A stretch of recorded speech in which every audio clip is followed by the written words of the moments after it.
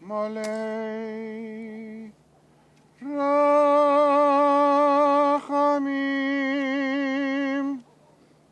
شخین بامرومیم.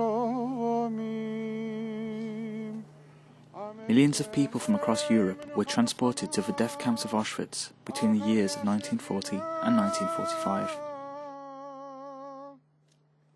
An estimated 1.5 million men, women and children were murdered here. Auschwitz was primarily chosen for its location. At the heart of German-occupied Europe, its transportation links as a rail crossroads of the continent provided the Nazis with an excellent location in which to relocate its prisoners to. In its first instance, Auschwitz functioned as a concentration camp. However, in 1942, Auschwitz began to function in another way. It became a centre of mass extermination of European Jews.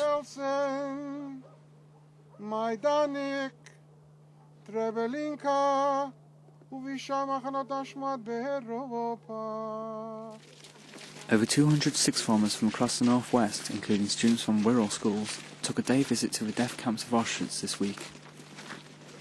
The visit was the second stage of a three-part project organised by the Holocaust Educational Trust. The Lessons from Auschwitz project is based on the premise that seeing something is different than hearing about it or reading it in a textbook.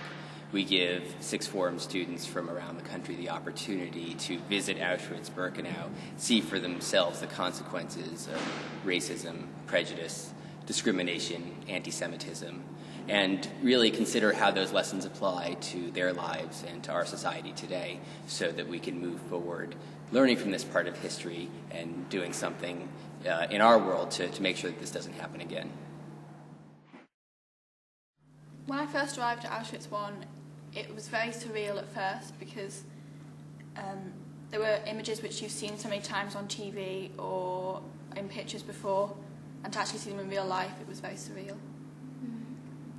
It was very overwhelming, and at first you couldn't quite make the connection between where you were and what had happened there, and so it wasn't confusing, but it didn't make sense in your mind. The sense of being detached, I think, from Yeah, definitely.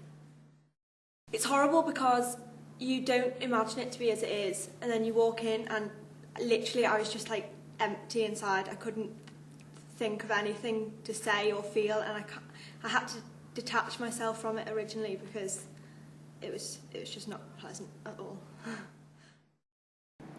My initial thoughts when I first went through the gates was the atmosphere of just, it was like almost the silence was deafening. It was so strange and just weird.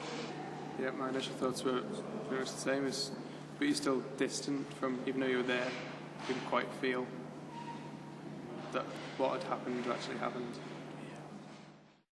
Two things that struck me were, first, the cabinet of human hair, which I just felt physically sick looking at it. 3 tons of human hair that's been there for a generation now. And then before you go and you're looking at the books and you see this pile of shoes and you just think, oh look, it's a pile of shoes, and then when you're there and you see them, this whole room of shoes, you just go, my God, this is the scale of what they did, and this is only part of what they did. And also I think the room of hair definitely was quite emotional for everyone, because at first we went in and it just looked like almost sheep wool or something, because it was so, the colour and everything faded from it. But then if you looked closely you'd see little like curls of blonde or something, and that was really strange. And it was one of those things that you'd been told about and you'd heard about, but it's not actually until you're there that you're actually like, oh, okay.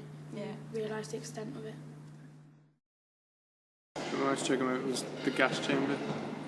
It's just, you couldn't believe that 40,000 people were killed in that gas chamber. It was just unbelievable that something could happen like that, and that we were standing there, just